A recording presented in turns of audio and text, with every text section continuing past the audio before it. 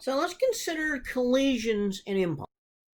So let's imagine an automobile, and you've got a driver sitting in an automobile here, okay, and they're driving along here, and we got the dashboard in front of them up here, and so the car, okay, forgive my like terrible graphics here. Okay, and so the car suddenly slams into something.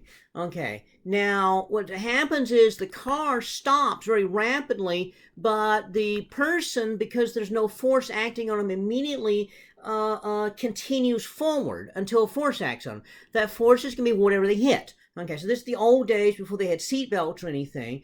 And so what happened was the dashboard was literally a board in the early cars, a piece of wood, polished wood to make it look pretty. And the wood doesn't give very much, and so when they stop, what would happen is the car would be going pretty quickly, so the car might be going somewhere in the vicinity of maybe 20 meters per second, and it would stop in 1 millisecond.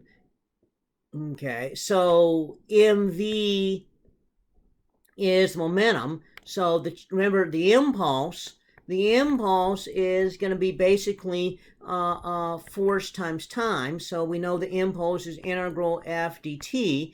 So mean value theorem would say that would be average force times delta t. Okay, and so we'd have the average force. Okay, the average force would be the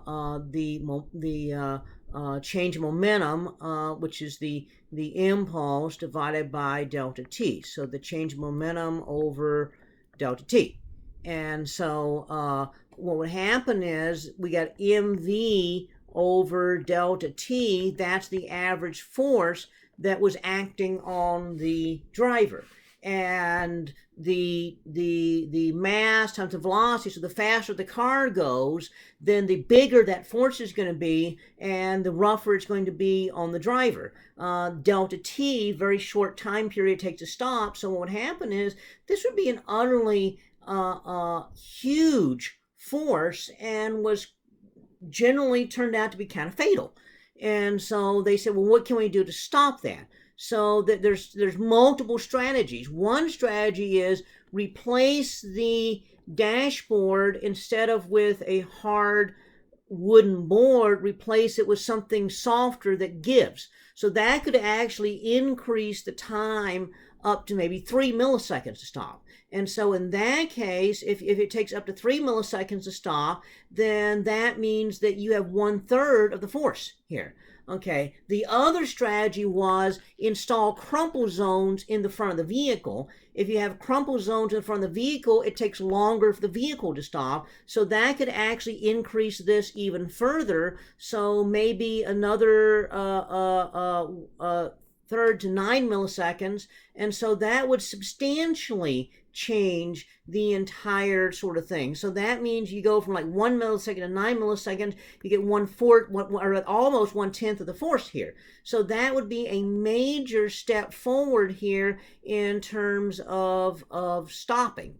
And then lessening the force. The next thing you do is try to keep the person from impacting that in the first place by putting seatbelts on them. And the seatbelts actually are designed to stretch and give a little bit. They're not just metal bars. The fabric actually stretches and gives a little bit, which again increases time for stopping. And then for people that aren't smart enough to wear their seatbelts, you put a big puffy bag in front of the impact zone. And so these are all strategies that are involved in impacts and collisions. And so this is something to think about, and that's why some of these features are in cars today.